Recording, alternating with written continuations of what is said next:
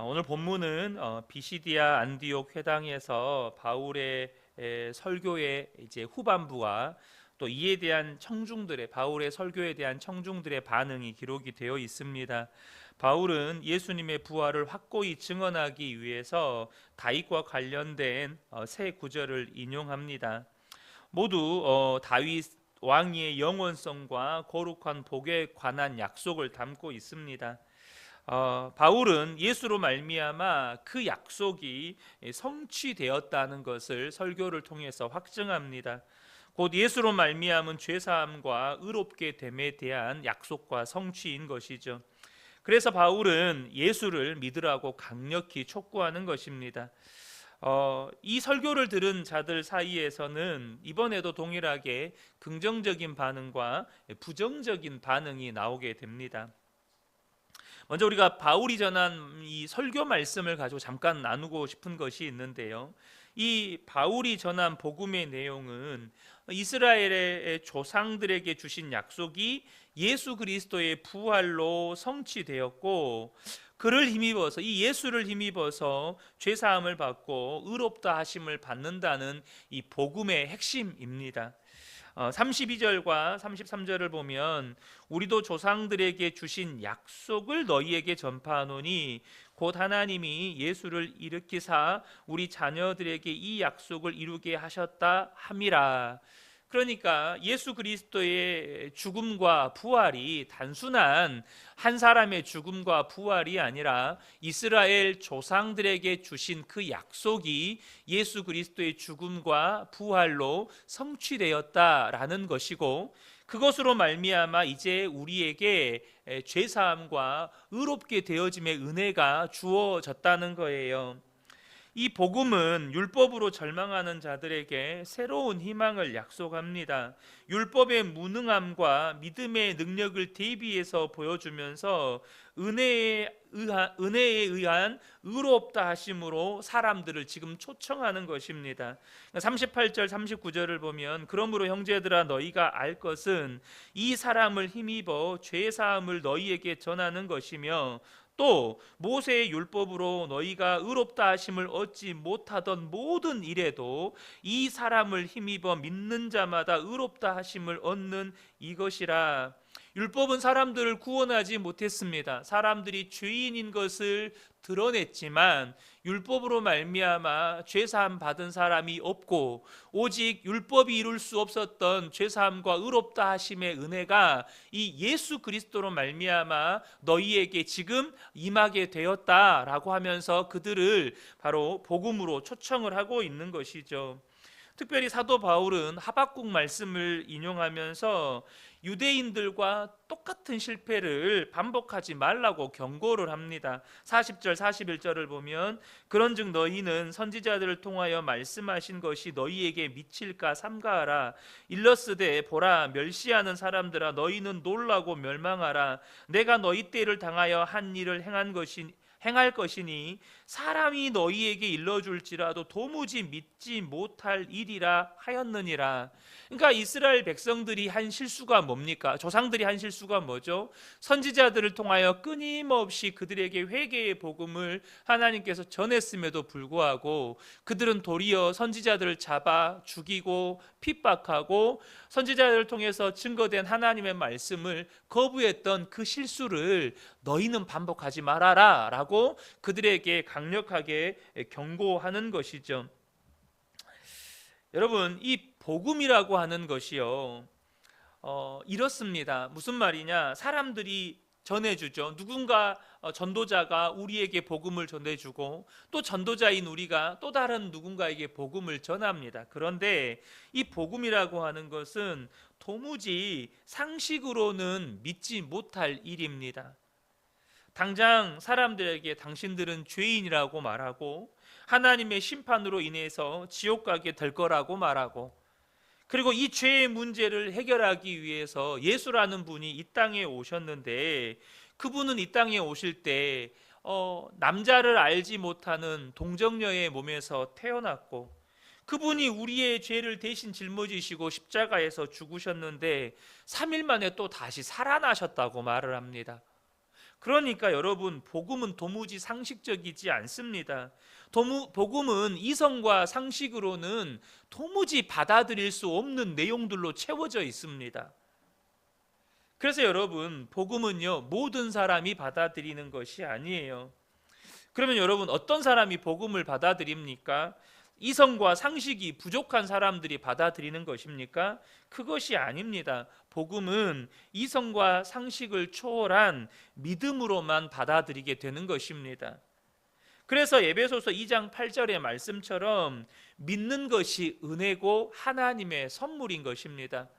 하나님의 선물로 믿음이라고 하는 것이 주어진 은혜 받은 사람이 여러분 복음을 받아들이게 되는 것입니다.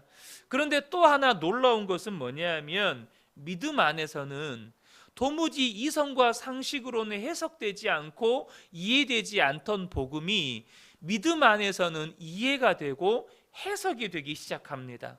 그러니까 믿음 안으로 들어오면 복음은 이해되고 해석이 돼요.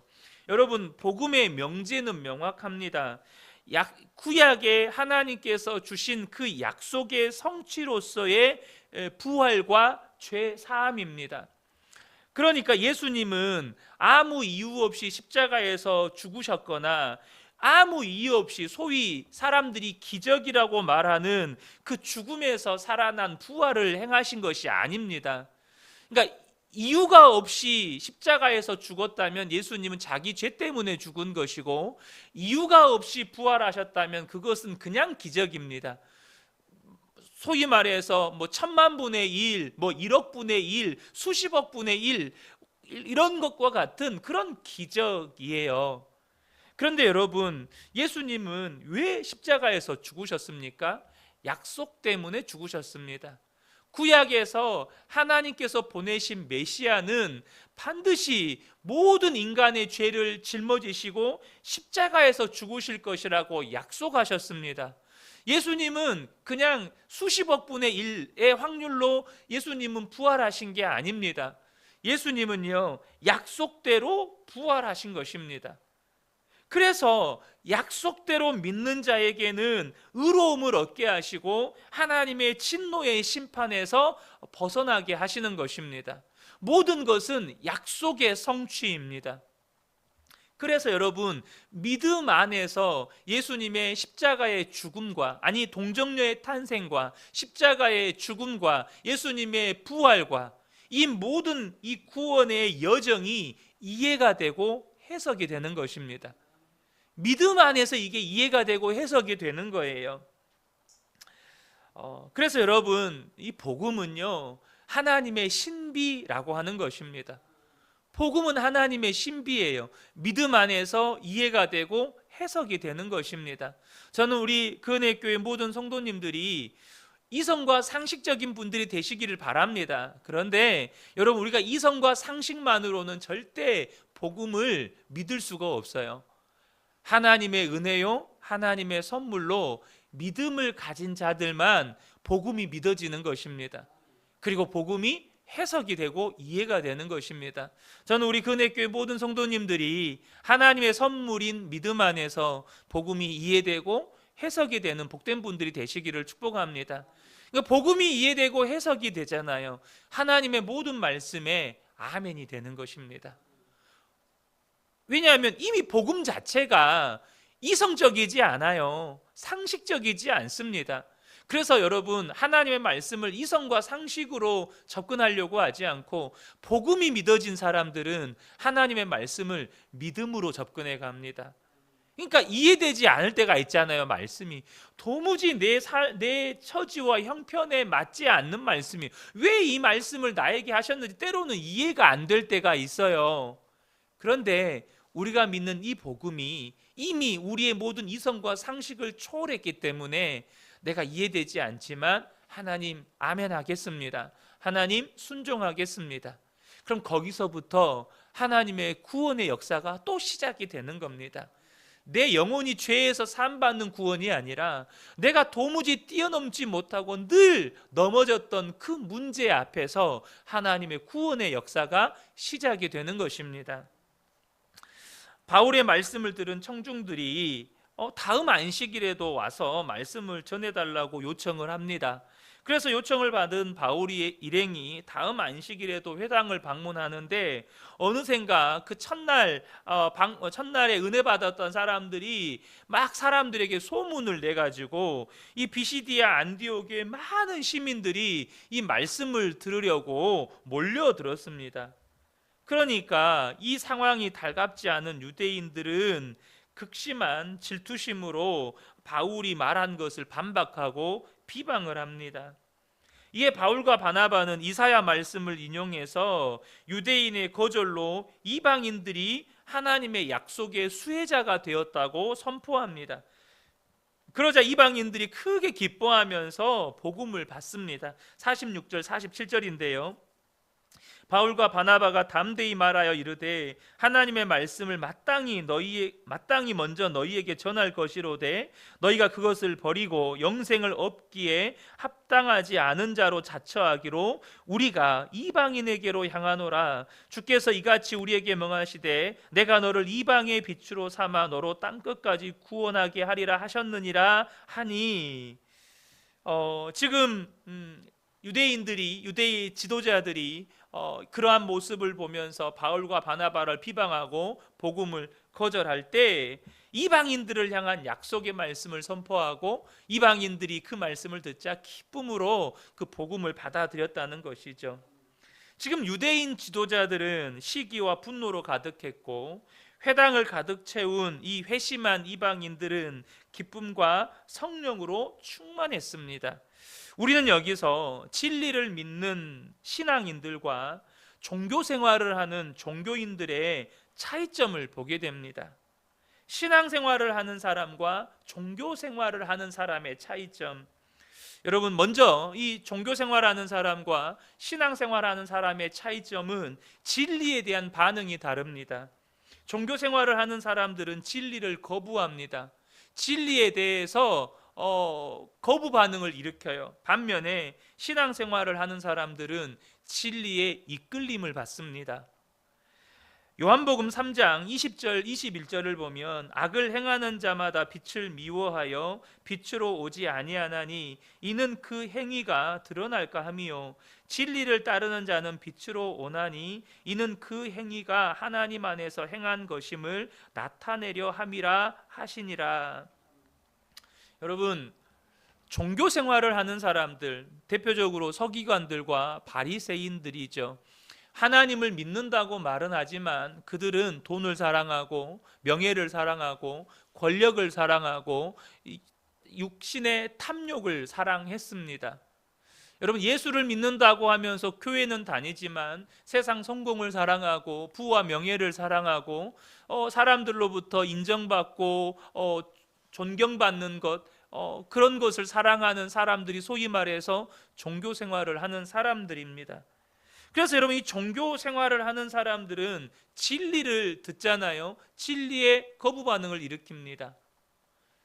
왜냐하면 왜 진리의 거부 반응을 일으키냐면 진리는 빛입니다. 빛의 속성을 가지고 있어요. 여러분, 빛은 어떤 속성을 가지고 있습니까? 빛은 어둠을 밝힙니다.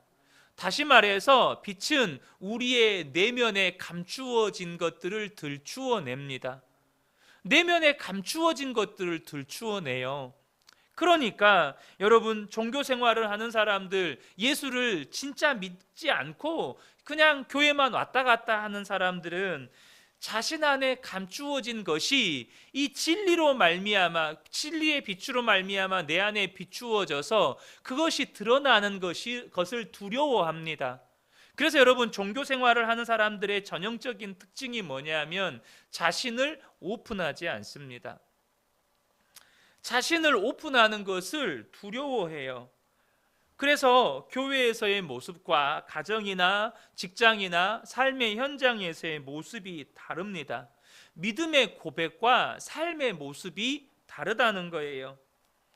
그러나 신앙생활을 하는 사람들은 비록 자기 안에 연약함과 부끄러운 모습이 있다 할지라도 예수를 믿습니다. 자신 안에 있는 그 연약함도 부끄러움도 또한 심지어 죄 앞에 넘어졌던 그 모습도 예수 그리스도로 말미암아 새로워지기를 갈망합니다. 내 안에 있는 그 모든 연약함들이 예수 그리스도 안에서 새로워지기를 갈망해요.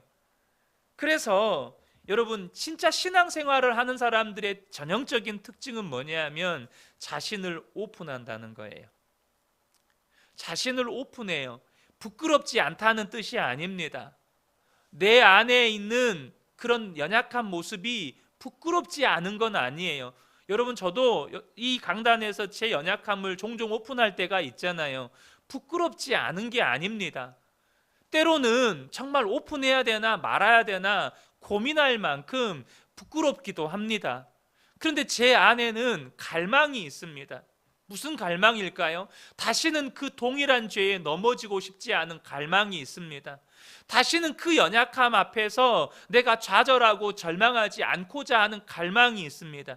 내 안에 더 예수님을 닮고 싶은 갈망이 있습니다. 그래서 제가 빛 가운데 내놓는 것은 이 강단에서 성도님들 앞에서 제 음란함의 죄나 제 연약함의 죄를 고백했던 것은 그것이 빛 가운데 드러났을 때 더 이상 사단의 재물이 아니라 예수 그리스도 안에서 회복되어져야 할 영역인 것을 알기 때문입니다. 사단의 공격, 빛 가운데 드러나잖아요. 그럼 여러분, 그것은 주님께 드린 것입니다. 주님께 드린 거예요. 그럼 주님이 고치시고 주님이 회복하시고 주님이 그것을 통해서 내 연약함을 통해서 주의 능력이 나를 통해서 온전하게 드러나게 하신다는 것이죠. 그래서 여러분, 신앙생활을 하는 사람들은요, 교회의 모습과 가정과 삶의 현장의 모습이 다를 때도 있거든요. 근데 다른 것이 괴롭습니다. 다른 것이 괴로워요.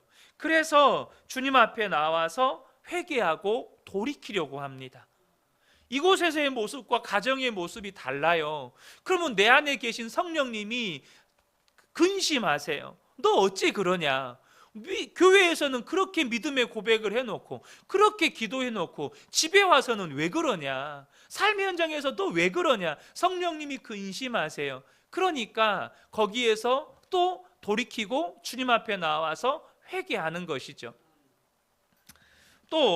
또한 종교생활하는 사람들과 신앙생활하는 사람들은요, 오늘 본문에서 또 뚜렷하게 나와요. 그게 뭐냐면 종교생활하는 사람들은 시기와 경쟁과 탐욕에 사로잡힌 삶을 살아요. 그런데 신앙생활을 하는 사람들은 기쁨과 자유함과 성령에 사로잡힌 삶을 삽니다.